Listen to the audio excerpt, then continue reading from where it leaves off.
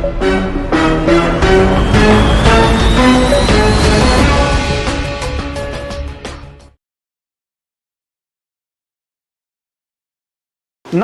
वकील साहब इंडिया में आपका स्वागत है। आज हमारे साथ वंदना जी बैठी हैं, जो एडवोकेट तो हैं ही हैं, जुडिशरी की तैयारी कर रहे हैं। मैं उनको बहुत गुड विशेस दूंगा कि वो जल्दी जल्दी कामयाब हों। आइए इनका इम्तिहान लेते हैं। मैडम नमस्कार। नमस्कार सर। वंदना जी, एक बात बताइए, अगर मैं आपके सामने एक सवाल रखूं जो कि दिल्ली जुडिशल सर्विस के अंदर आया था, मैं उस सवाल को आपके सामने रखूंगा और आपसे चाहूँगा कि आप उस सवाल को, अगर इम्तिहान होता है तो उसको कैसे अटेम्प्ट करेंगे, या आप एक जुडिशियल ऑफिसर के तौर पर काम करते हैं तो आप इस इशू को कैसे डिसाइड करेंगे। ए ने मुकदमा डाला बी के ऊपर कि मुझे 1000 रुपये इनसे लेना है ब्याज के, और ultimately after completing pleading evidence होने के बाद केस को डिग्री कर दिया जाता है। Suit has been decreed. Judgment के अंदर अमाउंट के बारे में जिक्र है, लेकिन इंटरेस्ट का कहीं भी जिक्र नहीं किया जाता। In the judgment nothing is said about interest claimed. Decree भी अकॉर्डिंगली ड्रॉन कर दी जाती है। देयर आफ्टर जो प्लेंटिव है वो एप्लीकेशन लगाता है under section 152 and 151 of the CPC, और ये कहते हैं कि आप, मुझे इंटरेस्ट नहीं मिला है, इंटरेस्ट का कोई जिक्र नहीं है, तो उसको क्लेम करता है interest by way of an application for order of payment of interest in the decree itself. आप इस केस को कैसे डिसाइड करेंगे? First of all I would like to mention the legal provisions जो इस केस लोग से कंसर्न है। जैसे कि आपने कहा कि डिक्री हो चुका था मुकदमा, तो इसके अंदर जो है ऑर्डर 20 रूल 3 क्लियरली बोलता है, आई विल क्योट कि क्या लिखा गया है एग्जैक्टली जी। Order 20 rule 3 of CPC provides that once the judgment is signed by जज shall not afterwards be altered और अमेंडेड। इसका कहने का मतलब यही है कि once the judgment is signed by the जज, उसके बाद आप उसे ऑल्टर या अमेंड नहीं कर सकते except as provided under section 152 of CPC और ऑन रिव्यू के अंदर, और रिव्यू के अंदर। तो अब देखते हैं कि सेक्शन 152 क्या कहता है जी। तो as per the language of bare act I would read out section 152 of code reads as clerical or arithmetical mistakes in judgments, decree or order or errors arising therein from any accidental slip or omission।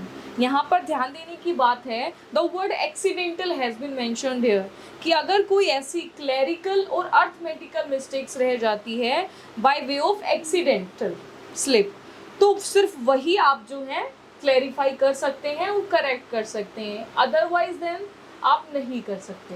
तो यहाँ तो लो बड़ा ही clear है कि आप इस तरह से तो ये जज खुद भी कर सकते हैं, किसी भी एप्लीकेशन पे भी कर सकते हैं। जी हाँ जी, बाय इट्स ओन मोशन या फिर on the application of the party. Okay, ये कर सकते हैं। तो इसका मतलब यही हो गया कि आप एक बार जजमेंट जब साइन कर देते हैं तो आप उसके बाद जो है एप्लीकेशन नहीं लगा सकते उसको चेंज करने की या मॉडिफिकेशन की। इसके बाबत कोई जजमेंट है जो आपकी इस बात को सपोर्ट करता है? जी बिल्कुल, मैं आपको एक जजमेंट कोट करके बताती हूँ। That is state of Punjab versus Darshan Singh AIR 2003 की सर ये जजमेंट है, जिसमें कि यही बोला गया था कि जो 152 जो प्रोविजंस दिया गया है उसका जो पर्पस है वो क्या है। इसमें यही बोला गया था कि no court can under the cover of the aforesaid sections modify, alter और add to the terms of its original judgment, decree or order.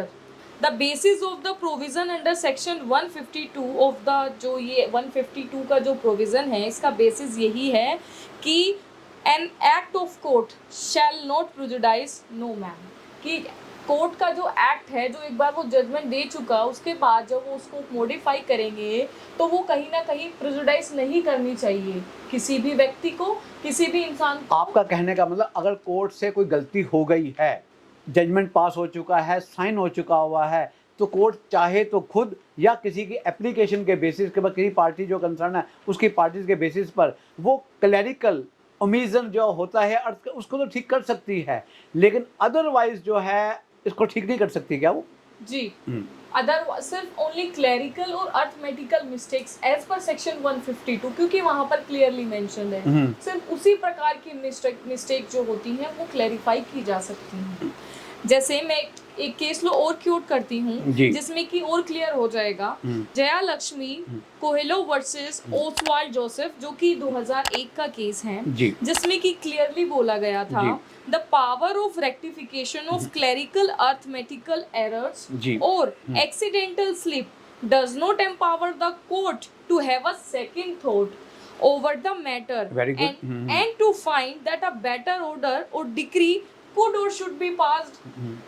This means that they cannot give it a second thought, right? It further says it is to be confined to something initially intended but left out or added against such intention. तो इसका मतलब क्या हो गया कि जो court ने पहला जजमेंट दिया है उसने अपनी इंटेंशन को वहाँ पर बता दिया है कि मेरी ये इंटेंशन थी।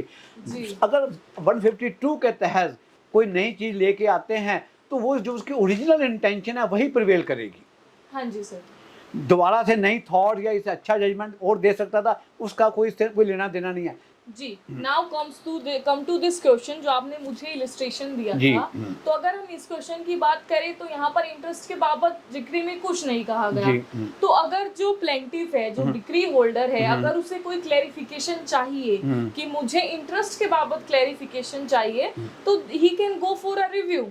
Okay. But he cannot file this application under section 152 क्योंकि for claiming the interest. For claim the interest. Okay. Rather, because it was not original in the judgment itself. Ji. Degree is always drawn in terms of the judgment, because there is nothing said about in the judge has said nothing of his intention about the interest. So that's why interest cannot be now claimed through application 152 of the CPC. Absolutely true, sir. तो if plaintiff is aggrieved by the decree, so proper course उसके पास यही होगा कि he can go for a review और he can go for a appeal from the decree. Okay. आप appeal में चले जाइए from the decree या फिर रिव्यू के लिए। तो आप इस अगर एज ए जज अगर आप करना चाहेंगे तो आप इसको डिसमिस करेंगे। जी sir.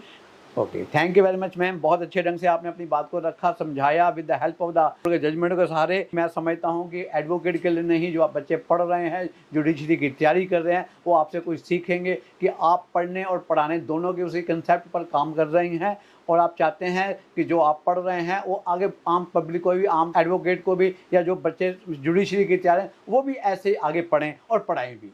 Ji sir. Thank you very much ma'am. Okay.